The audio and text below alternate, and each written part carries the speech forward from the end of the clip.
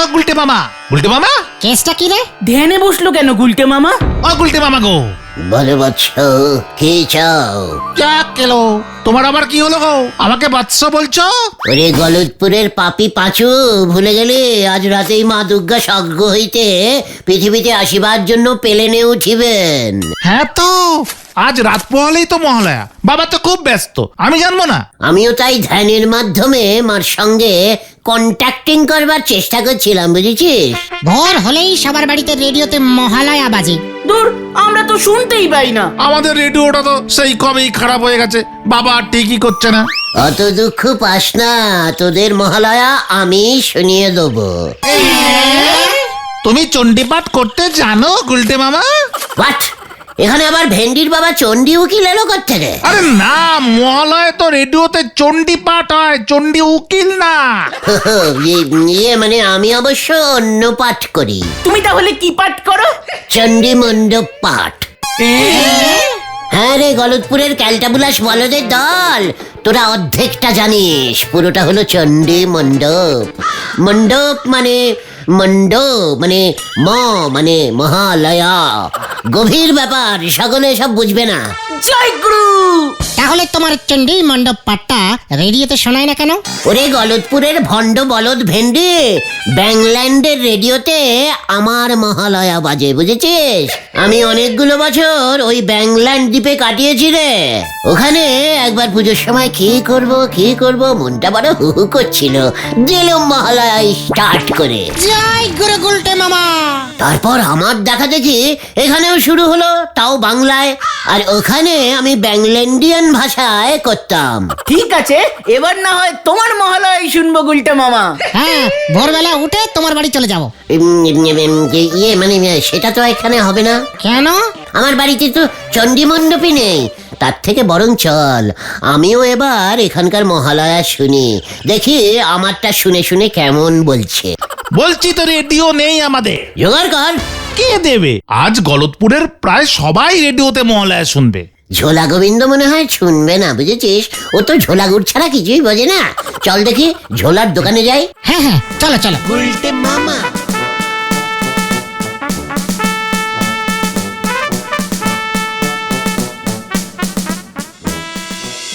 একই মানে কথায় সব তোরা কি বলছিস? মা দুর্গা অসুর বধ করবেন সেটা আমি শুনবো না? ইয়ে মানে মহালয়ায় আবার অসুরকে ঢোকালেন, দেখেছিস পাঁচু? দেখ কি কাণ্ড। ঝোলা গোবিন্দ তো ঠিকই বলেছে গুলটে মামা, চেপেছো। ইয়ে মানে গোবিন্দ বাবু, আপনার রেডিওতে আমরা মহালয়া শুনবো, ভোরবেলা দল বেঁধে চলে যাব। মানে কথা একদম না, পটেশ্বরী কিন্তু খুব রেগে যাবে, মানে কথা তখন একটা কেলেঙ্কারি কাণ্ড হয়ে যাবে, মানে কথা। ঠিক আছে চলি ঝোলা, ইয়ে মানে গোবিন্দ বাবু। ঝোলা তোর 14 পুরুষ, মানে কথা। হত ছাড়া উজবুক পাজির পা ঝাড়া। ব্যাপারটা ভালো করলেন না কিন্তু, ঘটনের 14 পুরুষ নিয়ে টান মারলেন। বেশ করেছি, মানে কথা বেশ করেছি।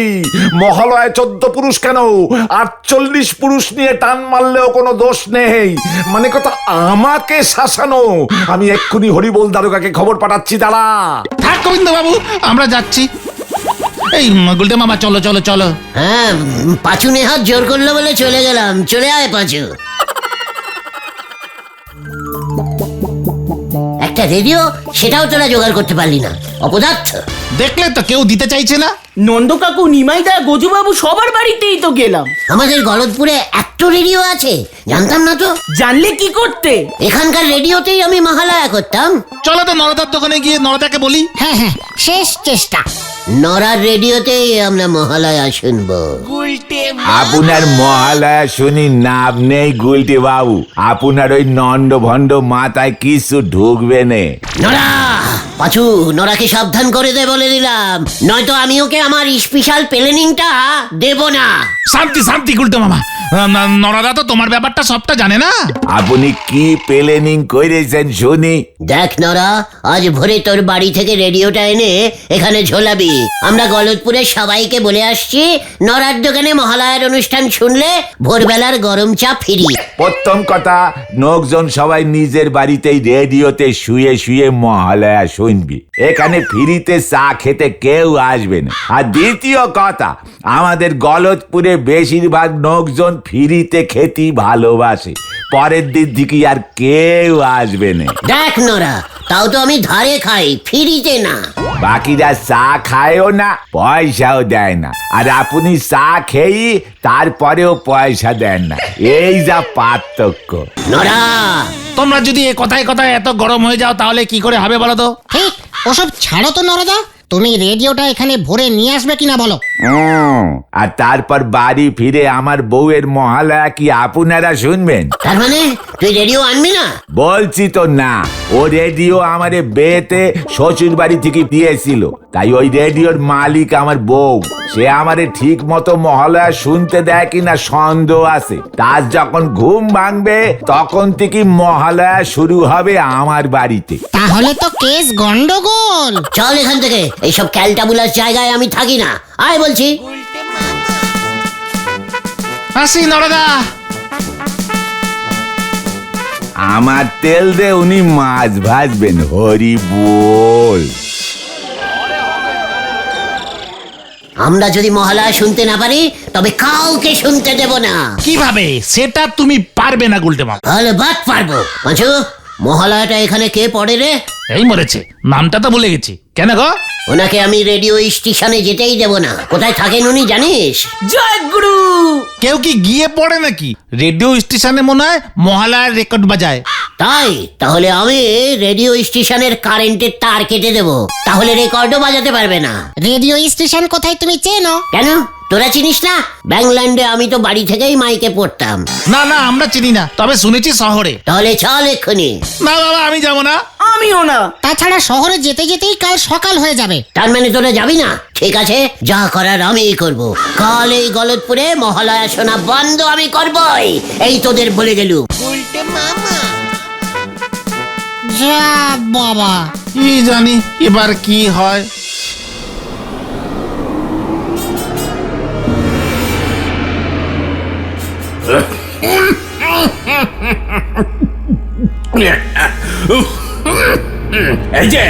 এই যে পোড়ার মুখ নিষ্কম্মা অসুর, তোদের কি লজ্জা নেই রে? হ্যাঁ, আবার তুই মা দুর্গার মরতে যাওয়ার সময় হয়ে এলো, আমার বুকে ত্রিশূল বিধিয়ে দাঁড়িয়ে থাকবে। ও, মর্তের মানুষগুলোর কাছে আমার তো মান সম্মান আর থাকলো না। কি করব মহারাজ, আপনি নিজেই তো মা দুর্গার কাছে যুদ্ধে হেরে আমাদের অসুর কুলের মান সম্মান খুইয়েছেন। চুপ কর, চুপ কর, খালি বড় বড় কথা। এবার অন্তত ওই মা দুর্গার পৃথিবীতে যাওয়াটা আটকা, মানে পুজো বন্ধ কর। সম্ভব না, মা দুর্গা খুব শক্তিশালী, আর আমাদের অবস্থা তা তো আপনাকে দেখলেই বোঝা যায়। আমাদের ঠিক মতো খেতেও দিতে পারেন না, না খেয়ে খেয়ে আমাদের শক্তিও চলে গেছে। শোন শোন নিষ্কম্মা অসুর, রাত পোহালেই মহালয়ার চণ্ডীপাঠ শুরু হলেই মা দুর্গা পৃথিবীর উদ্দেশ্যে রওনা হবেন। সে তো প্রত্যেক বছরই আসে, আর এসেই আপনার বুকে ত্রিশূল বিঁধিয়ে দেয়, আপনি কিচ্ছু করতে পারেন না। আর আমাকে নিষ্কম্মা বলেন, আপনি নিজে কোন কম্মা? হ্যাঁ, চুপ কর, চুপ কর। ত্রিশূলের খোঁচা খেয়ে খেয়ে আমার বুকটা একেবারে ফালা ফালা হয়ে গেছে। এই দেখ, এই দেখ, এই দেখ, এই অবস্থা। তাই এবার আমি একটা অন্য বুদ্ধি করেছি। আপনার আবার বুদ্ধিও আছে? মাথায় তো কুবুদ্ধিতে ভরা। দর্শকদের তো কুবুদ্ধি থাকে রে মরকট। শোন শোন, পৃথিবীতে মহালয়ার ভোরে রেডিও নামে একটা যন্ত্রে চণ্ডীপাঠ হয়, সেটাকে বন্ধ করতে হবে। তাহলে মা চণ্ডীপাঠ শুনতেও পারবে না, আর পৃথিবীতে আসতেও ভুলে যাবে। অনেকদিন পর ভালো একটা কুবুদ্ধি বার করেছেন তো। হ্যাঁ, তাই তো বলছি, তুই পৃথিবীতে গিয়ে ওই যত রেডিও যন্ত্র আছে সব কটাকে নষ্ট করে দে, একটাতেও যেন মহালয়া না চলে। এ তো খুব সহজ কাজ, যুদ্ধ করতে হবে না। আমি খুব ভালো জিনিসপত্র নষ্ট করতে পারি। এক্ষুনি যাচ্ছি মহারাজ, কেউ টেরটি পর্যন্ত পাবে না। যা যা যা, পৃথিবীতে আজ একটা রেডিও যেন না চলে। তাই হবে অসুররাজ।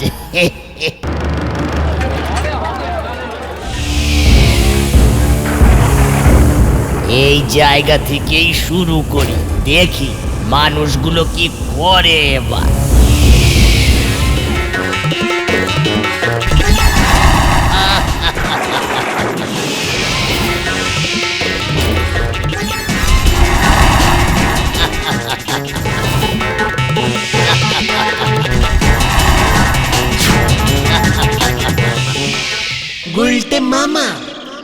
যেভাবেই হোক মহালয়া শোনা বন্ধ করতেই হবে।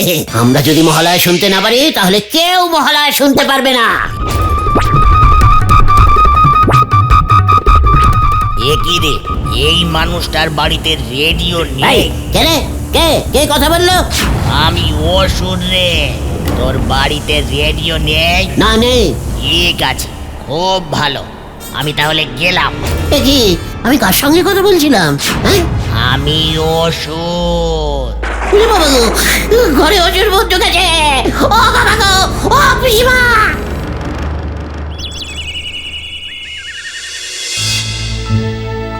তুমি ঠিক বলছো?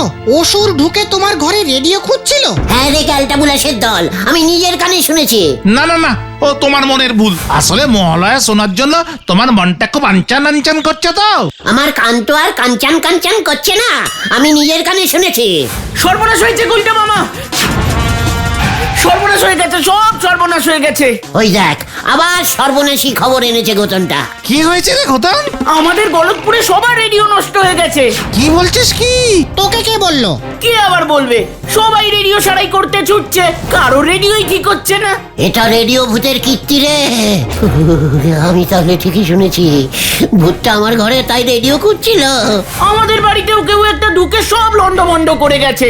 বাবা বলছিল চোর ঢুকেছে। চোর না ঘটন, চোর না, রেডিও ভূত। ভূতটার নাম আবার ওষুধ। ওরে বাবা গো, আমার মাথাটা কেমন বন বন করছে গো উল্টে মামা। মাথাটা শক্ত করে ধরে নড়ার দোকানে চল। তোমার ভয় চলে গেল? ওই ভূত আমাদের ভালোই চায়, বুঝেছিস? আমরাও তো এটাই চাইছিলাম, কেউ যেন মহালয়া শুনতে না পারে। ওটা ভূত না অসুর? ওই একই হলো। সেই কবেকার অসুরগুলো এখনো কি বেঁচে আছে নাকি? কবে মরে ভূত হয়ে গেছে।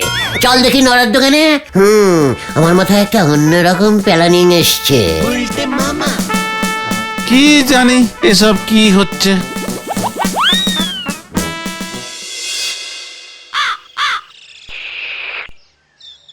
গুলটে বাবু মনে মনে চেয়েছে আমরা যেন মহালয়া শুনতে না পারি।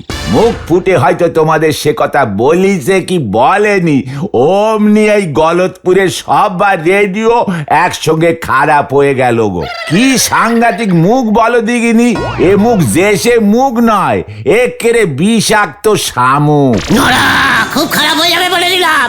তবে ব্যাপারটা কিন্তু খুব রহস্যজনক গুলটে মামা। সে আপনি যতই রেগে যান না কেন, আমার গিন্নি বিবিধ ভারতীতে একখানা অসুর বধ পালা শুনতেছিল। অমনি রেডিওতে ধোঁয়া উঠি গেল, অমন জল জ্যান্ত রেডিও খানা নষ্ট হয়ে গেল। সারাই করাতে নিয়ে গেলুম, বদনবাবু রেডিওর পেট খুলি দেখে নারী ভুড়ি একেবারে পুড়ে ছাই হয়ে গেছে। বলছো কি দাদা, শর্ট সার্কিট হয়নি তো? আরে আমার রেডিও ব্যাটারিতে চলে গো পাঁচু ভাইপো। তাহলে তুই বলছিস কি আমার চা কে খেলো?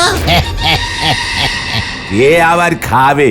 মাথা গরম হলি পরে তো আর কিছুই খেয়াল থাকে না, কারে কি বলেন আর কখন কি খেয়ে ফেলেন। এবছর মহালয়াটাই খারাপ হয়ে গেল।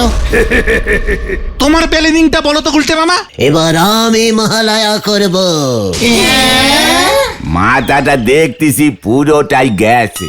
নড়া, মাথা আমার খুলে গেছে রে। তুই হয়তো জানিস না, ব্যাংল্যান্ডে আমি প্রথম মহালয়া চালু করেছিলাম। তা কি ভাষায় হবে মহালয়া? এখানে বাংলাতেই বলবো ভাবছি, এখানে তো ব্যাংল্যান্ডিয়ান ভাষা কেউ জানেই না। পাঁচুরে, পাঁচু, ও ওটা অনেক কাজ বাকি। গোটা 10 মাইক লাগিয়ে দে, আমি ওই মাঠে বসে মহালয়া পাঠ করব। আমার এই গমগমে গম্ভীর গলায় সেই মহালয়া সমস্ত গলতপুরবাসী শুনিবে। আর মাইকের ভাড়াটা কে দেবে? আমার মহালয়া শুনে দেখবি লোকজন এত আনন্দ পাবে, এত আনন্দ পাবে, তখন মাইকের টাকা এমনি এমনি চলে আসবে, বুঝেছিস? গলতপুরের অমায়িক বলদ ভেন্ডি, আরেকবার ব্যাপারটা ভাবো গুলটে মামা, কাজটা কি ঠিক হবে? তোরা যদি এই কাজটা না করিস তবে নড়ার চায়ের দোকানে দাঁড়িয়ে প্রতিজ্ঞা করিলাম আমি তোদের সঙ্গে আর কোনোদিন কোনো সম্বন্ধ রাখবো না, সম্বন্ধ রাখবো না, সম্বন্ধ রাখবো না। কি জ্বালায় পড়লাম, চল ভেন্ডি মাইকের দোকানে যাই। এবারে মা দুর্গা অসুর ভেবে না জানি গুলটে বাবুরে বধ করি ফেলে। হরি বল।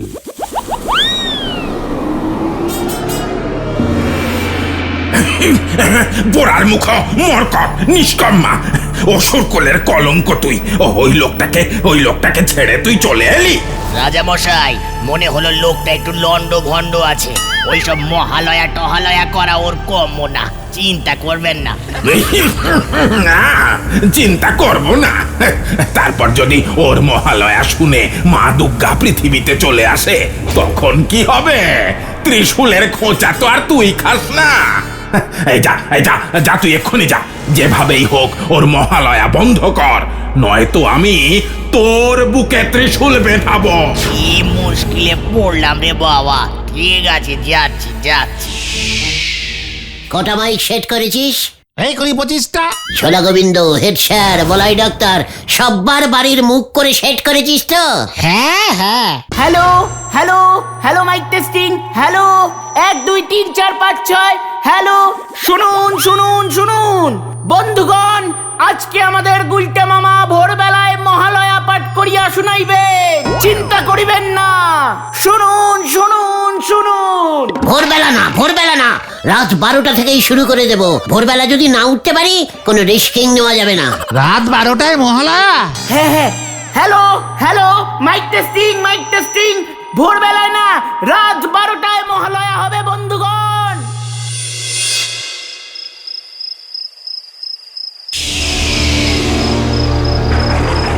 ওই লন্ড ভন্ড লোকটাকে তো এই বাড়িতেই দেখেছি। পিসিমার পঞ্জিকাটা নিয়ে যাই, ওখান থেকেই মন্ত্র ঝেড়ে বলে দেব।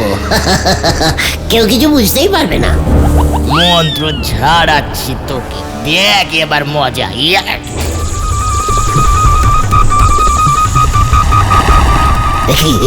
দেখি আমার শরীরটা এরকম ঝনঝন করে উঠলো কেন? কেমন যেন একটা অদ্ভুত বল পাচ্ছি।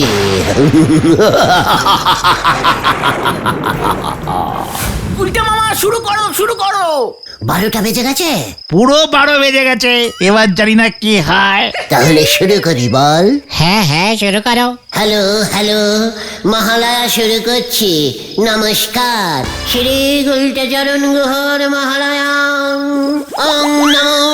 রাত্র 12:50 ঘটে, শুক্লপক্ষের পঞ্চমী তিথিতে অমাবস্যা শুভ সময় রাজগণ্যপাশনি গৃহপ্রবেশ। ওং নমো। এটি কি বলছো গুলটে মামা, কি বলছো? গুলটে মামা গো, এইসব কি হচ্ছে? হরি বল। ওই মনে হয় শুরু হলো। মানে কথা এসব কি? 3:14 ঘটে রাহুর দশা, সুগস্ত পঞ্চমী তিথি।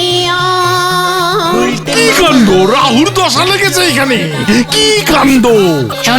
চণ্ডীপাঠ করো গুলটে মামা। করছি তো।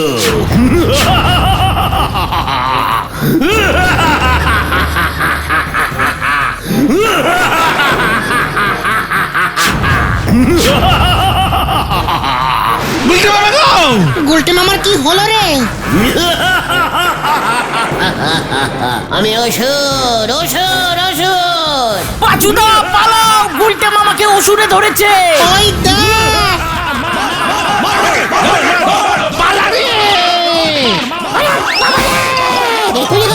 ও বাবা গো, গেলুম। আমি আর মহালয়া করবো না রে। বাপ,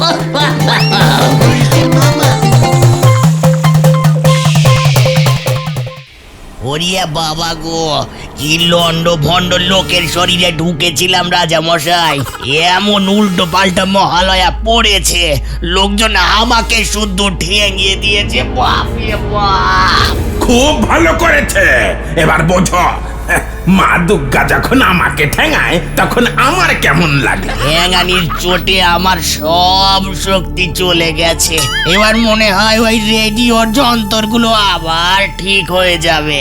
এবার আমি তোকে ঠেঙাবো। ওরিয়া বাবা, আমি পালাই। ওরিয়া বাবা, আমিও তোকে ছাড়বো না।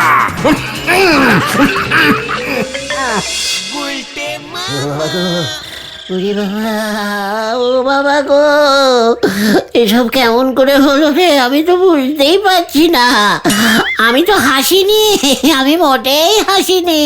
তাহলে কে অমন হাসলো বিকট চিৎকার করে? কি জানি, মনে হয় ওই ভূত ওষুধটা।